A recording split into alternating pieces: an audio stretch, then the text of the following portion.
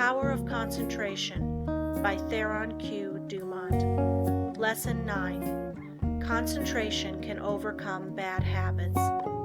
Habits make or break us to a far greater extent than we like to admit. Habit is both a powerful enemy and wonderful ally of concentration. You must learn to overcome habits which are injurious to concentration, and to cultivate those which increase it.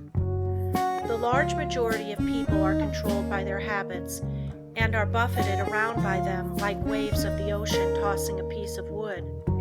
They do things in a certain way because of the power of habit. They seldom ever think of concentrating on why they do them this way or that, or study to see if they could do them in a better way. Now, my object in this chapter is to get you to concentrate on your habits, so you can find out which are good and which are bad for you.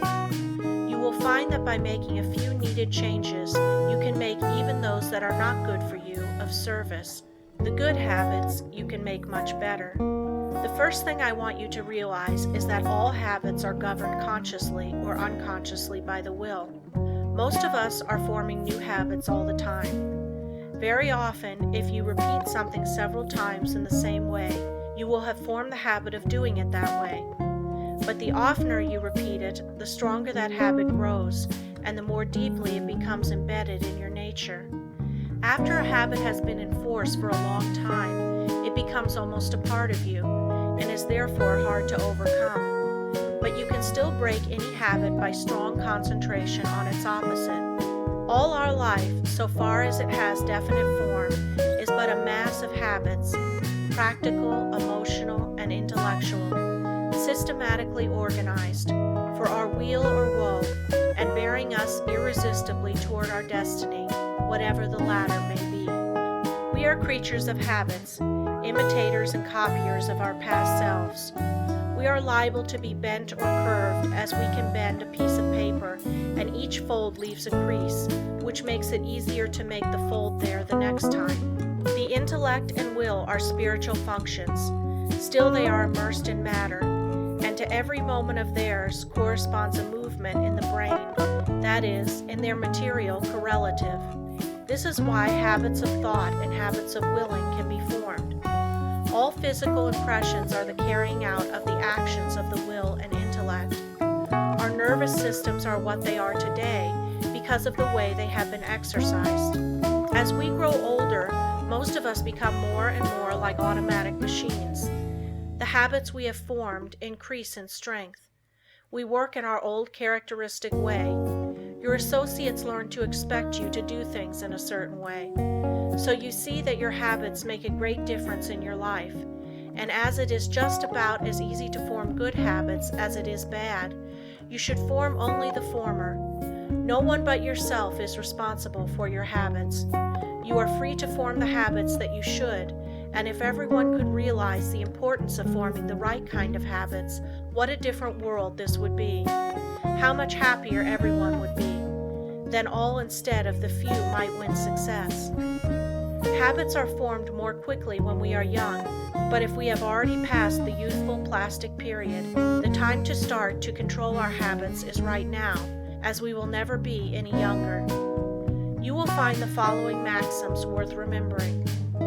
First maxim: we must make our nervous system our ally instead of our enemy. Second maxim: in the acquisition of a new habit, as in the leaving off of an old one, we must take care to launch ourselves with as strong and decided an initiative as possible. The man that is in the habit of doing the right thing from boyhood has only good motives, so it is very important for you that you concentrate assiduously on the habits that reinforce good motives. Surround yourself with every aid you can. Don't play with fire by forming bad habits. Make a new beginning today. Study why you have been doing certain things. If they are not for your good, shun them henceforth. Don't give in to a single temptation, for every time you do, you strengthen the chain of bad habits.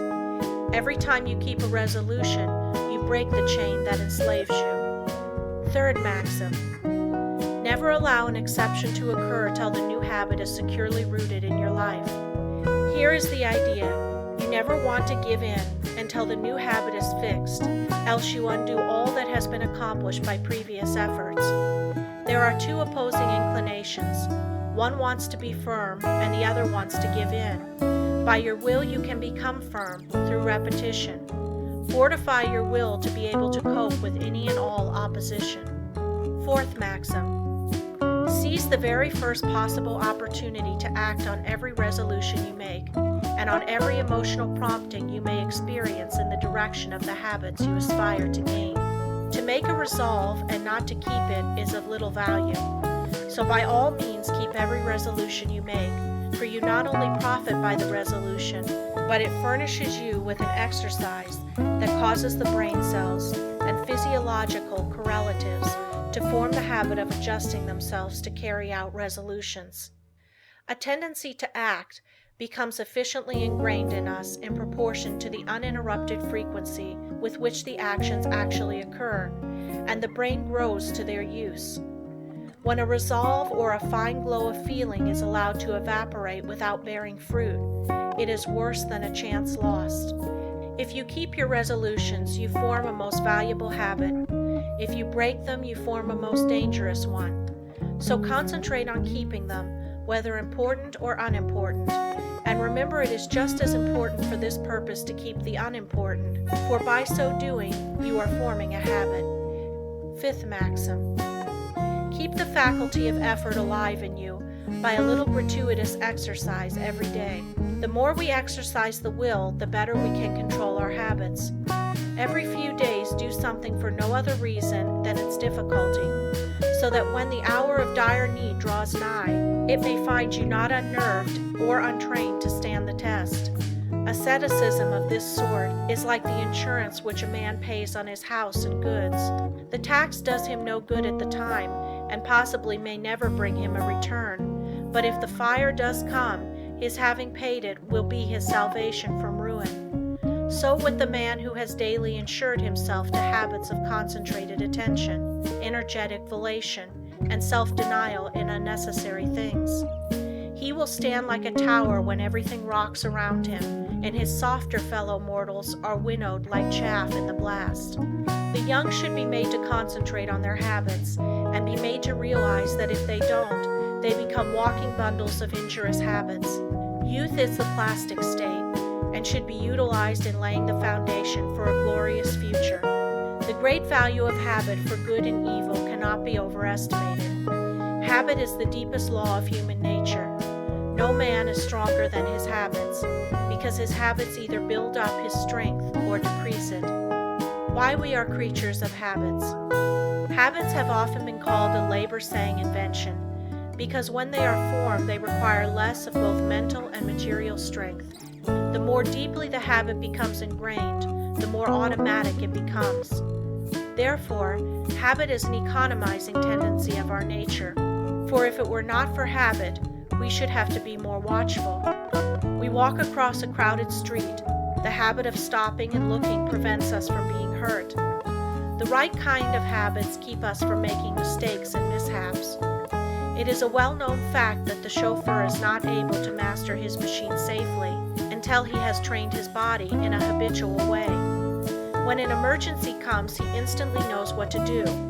Where safety depends on quickness, the operator must work automatically. Habits mean less risk, less fatigue, and greater accuracy. You do not want to become a slave to habits of a trivial nature. For instance, Wagner required a certain costume before he could compose corresponding parts of his operas.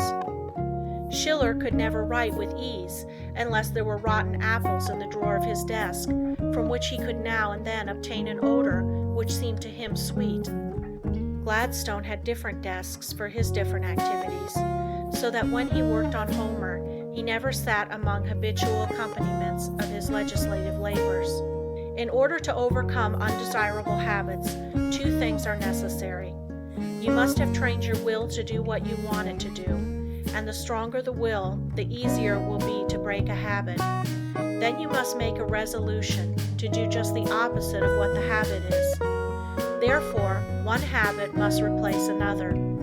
If you have a strong will, you can tenaciously and persistently concentrate on removing the bad habit, and in a very short time, the good habit will gain the upper hand. I will bring this chapter to a close by giving Dr. Oppenheim's instructions for overcoming a habit.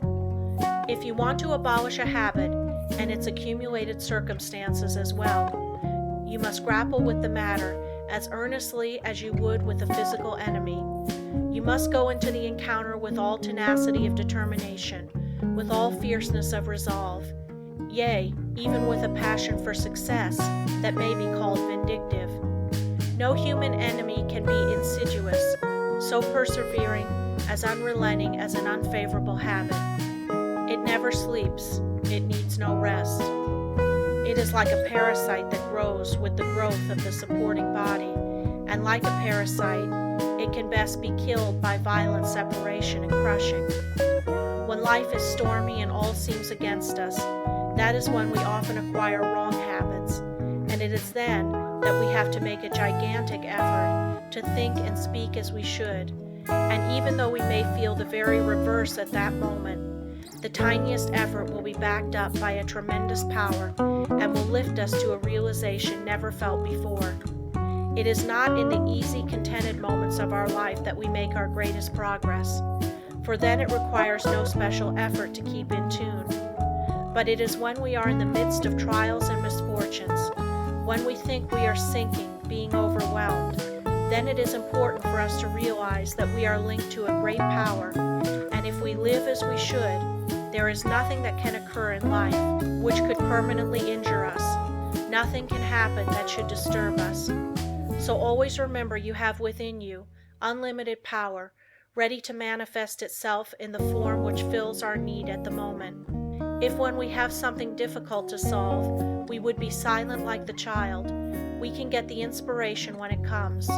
We will know how to act. We will find there is no need to hurry or disturb ourselves. That it is always wiser to wait for guidance from within than to act on impulse from without. Lesson 10. Business results through concentration. A successful business is not usually the result of chance. Neither is a failure the result of luck. Most failures could be determined in advance if the founders had been studied. It is not always possible to start a money-making business at the start. Usually a number of changes have to be made. Plans do not work out as their creators thought they would. They may have to be changed a little, broadened it may be, here and there, and as you broaden your business, you broaden your power to achieve. You gain an intense and sustained desire to make your business a success. When you start a business, you may have but a vague notion of the way you will conduct it. You must fill in the details as you go along. You must concentrate on these details. As you straighten out one after another, others will require attention. In this way, you cover the field of the first endeavor, and new opportunities open up for you. When you realize one desire, another comes. But if you do not fulfill the first desire, you will not the second. The person that does not carry his desires into action is only a dreamer. Desire is a great creative force, if it is pure, intense, and sustained. It is our desires that keep stirring us up to action, and they will strengthen and broaden you if you make them materialize. Every man who achieves success deserves it. When he first started out, he did not understand how to solve the problems that afterwards presented themselves. But he did each thing as it came up in the very best way that he could, and this developed his power of doing bigger things. We become masters of business by learning to do well whatever we attempt. The man that has thorough knowledge of his business can of course direct it much more easily and skillfully than the man who lacks that knowledge. The skilled business director can sit in his private office and still know accurately what is actually being done. He knows what should be done in any given time, and if it is not accomplished, he knows that his employees are not turning out the work that they should. It is then easy to apply the remedy.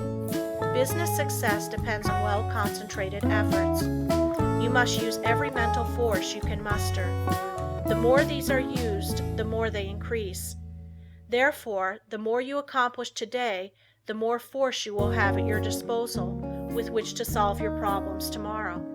If you are working for someone else today and wish to start in a business for yourself, think over carefully what you would like to do.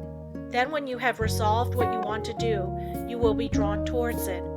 There is a law that opens the way to the fulfillment of your desires. Of course, back of your desires, you must put forward the necessary effort to carry out your purpose.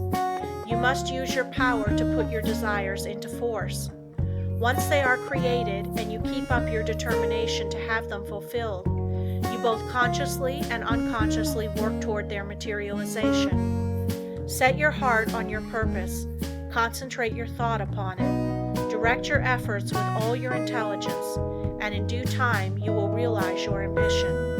Feel yourself a success, believe you are a success, and thus put yourself in the attitude that demands recognition, and the thought current draws to you what you need to make you a success. Don't be afraid of big undertakings. Go at them with grit, and pursue methods that you think will accomplish your purpose.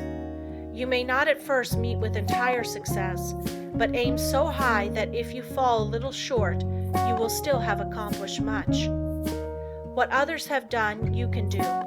You may even do what others have been unable to do. Always keep a strong desire to succeed in your mind.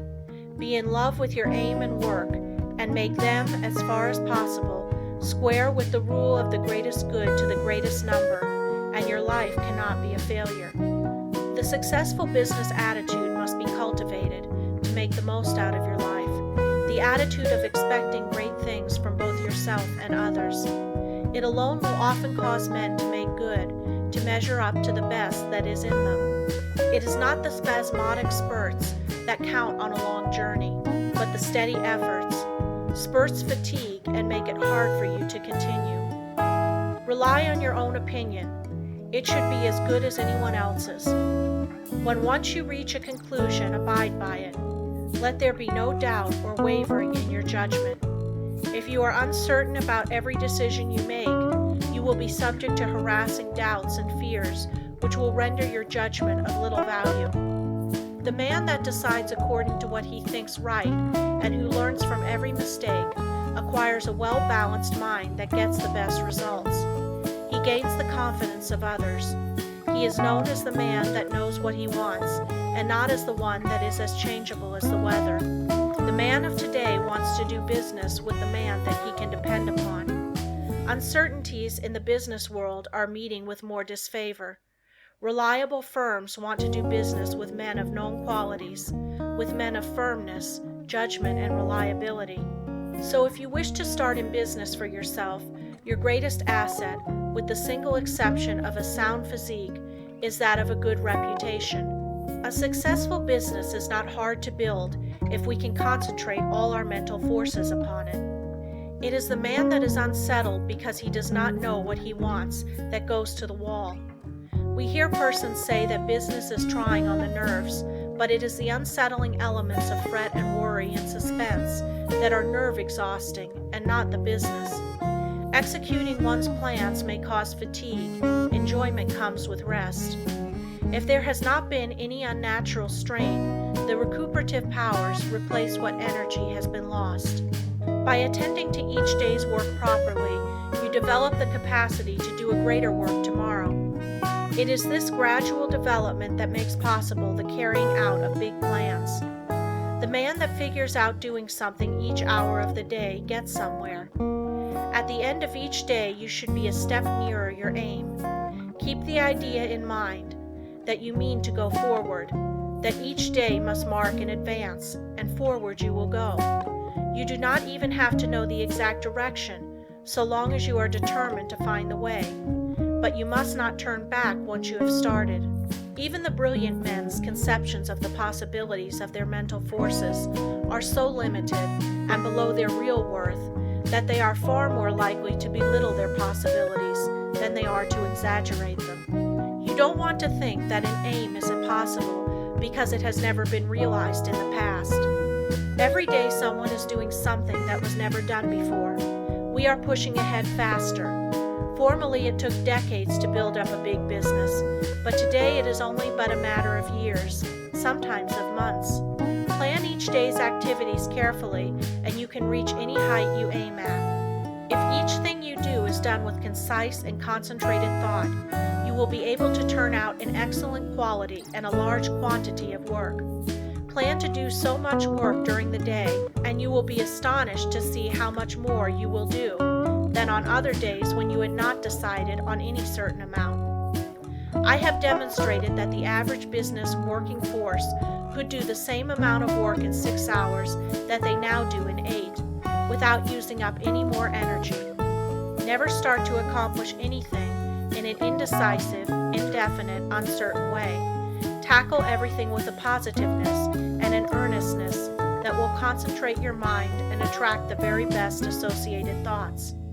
You will in a short time find that you will have extra time for planning bigger things. The natural leader always draws to himself, by the law of mental attraction, ideas in his chosen subject that have never been conceived by others. This is of the greatest importance and help. If you are properly trained, you benefit much by others' thoughts, and providing you generate from within yourself something of value, they will benefit from yours. We are heirs of all the ages, but we must know how to use our inheritance. The confident, pushing, hopeful, determined man influences all with whom he associates and inspires the same qualities in them. You feel that his is a safe example to follow, and he rouses the same force within you that is pushing him onward and upward. One seldom makes a success of anything that he goes at in a listless, spiritless way. To build up a business, you must see it expanding in your mind before it actually takes tangible shape. Every great task that has ever been accomplished has first been merely a vision in the mind of its creator. Detail after detail has had to be worked out in his mind from his first faint idea of the enterprise. Finally, a clear idea was formed, and then the accomplishment, which was only the material result of the mental concept, followed.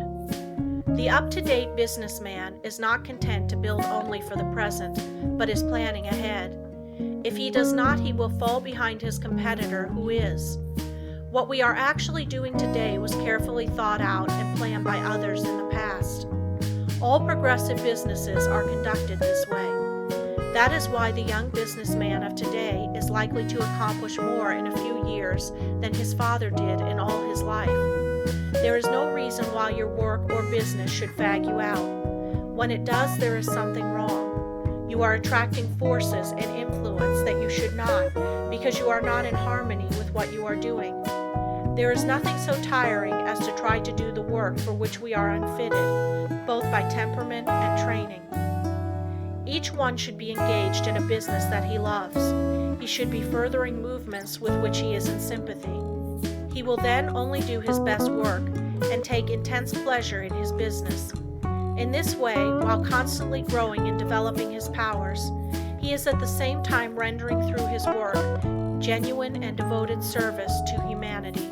Business success is not the result of chance, but of scientific ideas and plans carried out by an aggressive and progressive management. Use your mental forces so that they will grow and develop. Remember that everything you do is the result of mental action. Therefore, you can completely control your every action. Nothing is impossible for you. Don't be afraid to tackle a difficult proposition. Your success will depend upon the use you make of your mind. This is capable of wonderful development. See that you make full use of it, and not only develop yourself but your associates. Try to broaden the visions of those with whom you come in contact, and you will broaden your own outlook of life. Are you afraid of responsibilities? In order for the individual soul to develop, you must have responsibilities. You must manifest the omnipotence of the law of supply. The whole world is your legitimate sphere of activity. How much of a conqueror are you? What have you done? Are you afraid of responsibility? Or are you ever dodging, flinching, or sidestepping it? If you are not a real man. Your higher self never winces.